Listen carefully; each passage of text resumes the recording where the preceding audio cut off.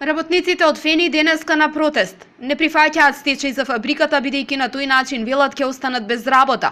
Сметаат дека фабриката може да ги надмине проблемите за краток период, ако се работи домаќински со оглед на добрата цена на фероникелот. Од синдикатот и денеска апелираат да не се прифати барањето на банките за стечај на Фени. Денеска работниците ги блокираа влезовите на филијалите на Комерцијална, Стопанска и Silk Road банка, на кои Фени им должи околу 40 милиони евра.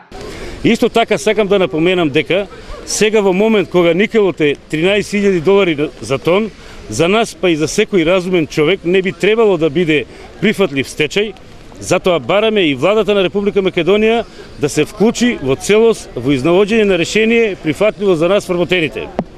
А тоа е да не одиме во стечај, да продолжиме со извршување на нашите работни задачи, да немаме прекин на работниот однос и цело време до моментот на продажбата да имаме статус на вработени во нашата компанија. За нас како вработени во Фени воопшто не е важно кој ќе биде нашиот нов инвеститор.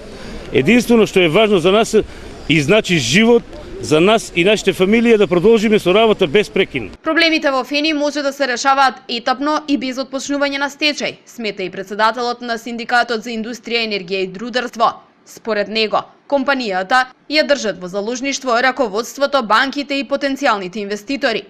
По покренатите кривични пријави, тој се сомнева дека во изминатиот период се правеле злоупотреби, но не потенцира дали тоа е од страна на сегашното или претходното раководство.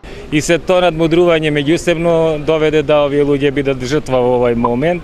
Значи, не може да се оттргне впечатокот дека е заложништво, дека има игри, затоа што ќе се решеше досега 10 пати ако се сакаше и ако се имаше пристап правилен, да не бидат работниците колатерална штета. За 13 ноември во судот во Велес се закажано рочиштето, на кое ќе се одлучува дали има услови за почеток на стечајна постапка за Фени.